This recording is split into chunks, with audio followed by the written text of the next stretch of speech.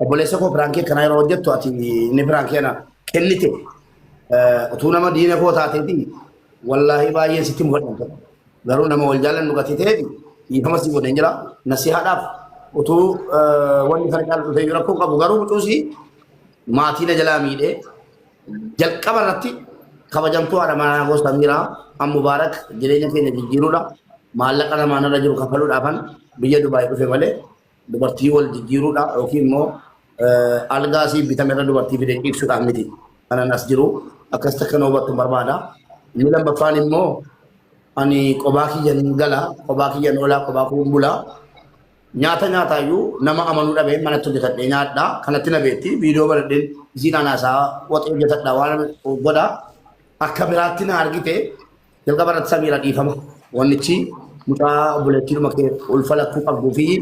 ajjeefamtee fi haqni sii bade haqa sii baasuudhaaf dingata sii caalammoo maatiin kee guutuun irra obbolaan kee na jala jiru obboleettiin kee na jala jirti maatiin kee guutuun na jala jiru maatiin kee yoo jala jiraatan akka carraa yaa jara soddaa keenya dhiifama guddaa dubbichi waa biraatii fi isiniin jenna itti aansuudhaan hordoftoonni koo kabajamoon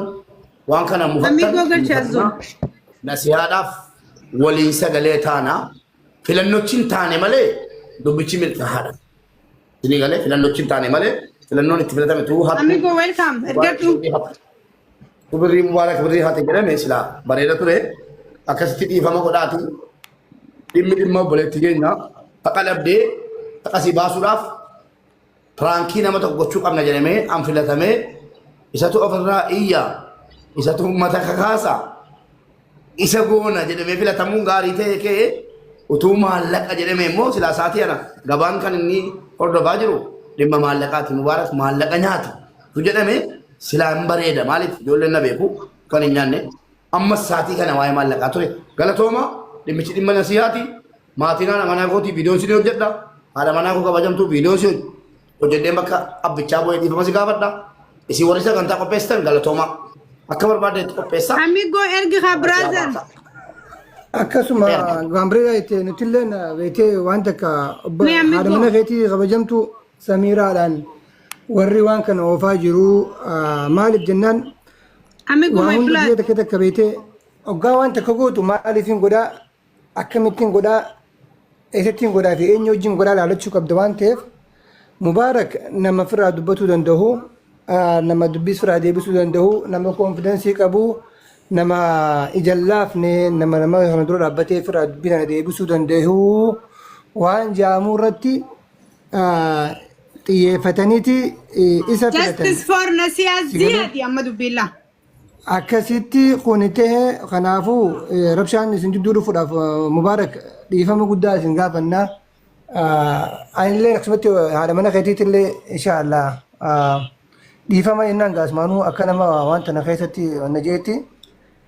Samiraa dhiifama kana bira yaajeetti yaada. Yaazike anis gaafachuun barbaada obsaa yeroo tokko Samiraa tiyya bareedduu tiyya qashtii intala warra mootii intala Jummaa Abbaa Jifaar Oromtitti callaa akkati obsa qabdu beekeen akkati kabajaa qabdu beekee akkati mubeef bakka guddaa qabdu beekeetiin obboleettii tantee Naziyaa Ziyaad Aliyyii magaalaa Dirree Dhawaa keessatti ganda abdii boruu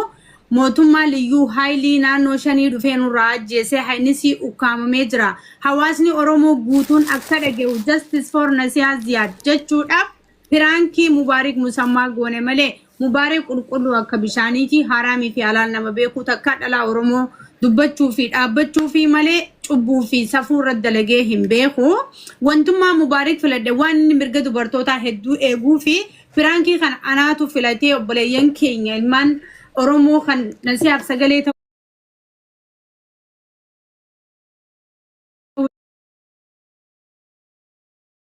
Dubbadhu azaadii fi namni goosirraa fuudha si boodaan dubbateetii mubee galatoomii mubee keenya ulfaadha. Asirratti waan tokko irratti raagaa dhugaa walitti maa deemna. Waan tokko jira. Haqninas ana keessatti dubbachuun barbaadu haqanas yaa dhiifama naa godhaati. Siqee keessa dhiifama naa godhaa. Namoonni hedduun ergan gaddaa sirraa ba'e ana kana waan dhussuun beeku. Keessattuu ergan Turkii geeffamee dhufee galatoomaa Turkiitti ergitaniittu ergan Turkii dhaqee dhufee dhiigni namichanaa kennamu sun iccitii baachuu adda bullee malee yawwan ergasii iccitiin baadhaan ogdaame qabi iccitiin baadhaan amma iccitii baataan jiru namoonni hedduun keessaan dhufanii dhimma kanatti hin seeninii dhaggeeffadhaa boroo malee qulqullaatu dhimma kana keessaa harka kee laaffadhu dhimma kana keessaa bahi ka jedhan dhalattootuma harargee ta'anii dhalattootuma harargee ta'anii namootumti jajjabaan hedduun dhimma kana keessaa dhaabadhu dhimmi kun akkasi akkasi ka jedhaan jiraattu jiru waan ta'eefi maali dhimmichi dhaggeeffadhaa bareechaati dhimmichi kuni maali kottaa ol galaati dhiifama akkaataan ta'e yookiin waa biraatiin tun ta'in wanni dhoksaa wayii yookiin namni hin duune yoo jiraate hin jiru jedhaa suuraan olii gad deemaa jiru kun namni nasihaarra taa'aa jiru dhiifama naa godhaati isinuma ijoollee naannootii isiniin jedha Oromoo kutaa biraatu hin taane isinuma ijoollee naannootii namoota jajjabaa sagalee qabdan namoonni jajjabaan sagalee qabdan waan kanarraa dhiyeessuun keessan waan biraa nutti mul'isee ka'ee deebitanii immoo keessaan dhuftanii dhimma kana keessaa baafadhu jettanii nama biraa caasuun keessan kuni yoo waan biraa jiraate kottaa ol galaati waa biraatu jira jedhaa falmii walitti geggeessaa teenye dhaggeeffanna malee waa hin nasihaa nasraa dhiifama naa godhaati waa hin nasihaa garee lama wayii qabateera keessaa nana kana maa dhossuun beekuwa yoo nu laallatu ta'e wanni nu hamatan nuuf hin jiru keessaa baana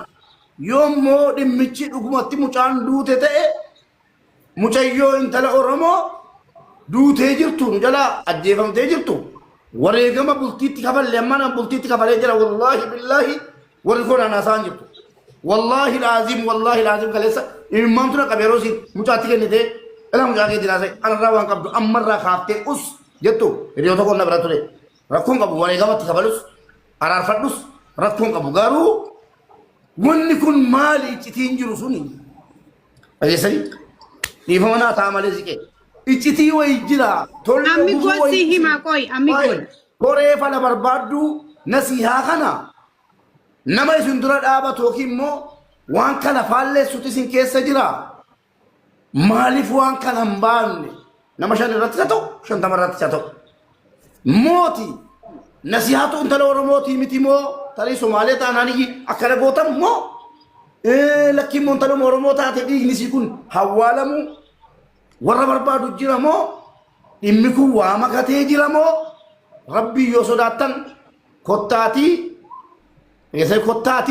haqa jirtu baasaa dubbadha an kanuma laa hunda dubbadha jalqaba jechuudha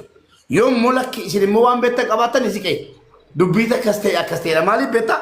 asirraa iyyuun keenya barmeelii nama iyyes ofuma keessatti iyya malee